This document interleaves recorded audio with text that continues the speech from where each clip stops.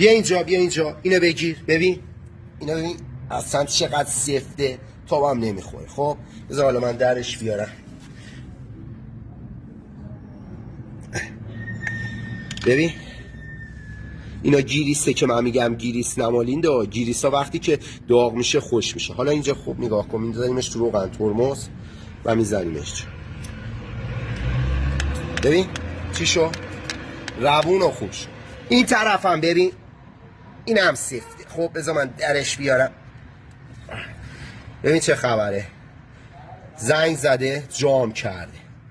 این لاستیکش هم نداره، باید یه لاستیک داشته باشه، نداره. اینو باید عوض کنیم. این کارو حتما هر موقع که میخوای لنتا رو عوض کنی انجام بده. یه دونه از لنتا رو در بیار، ترمز بزن تا یه مقدار پیستون بیاد بیرون. زیاد نزنی که کلا پیستون در بیاد برات مشکل ساز بشه. زیر گردگیر رو با سرنگ از روغن ترمز خود ماشین هم استفاده میکنی. برای روغن ترمزش میکنی به این صورت و پیستونو میدی به عقب. این کار باعث میشه که اگه زنگ و کثیفی دور پیستون باشه تمیز بشه.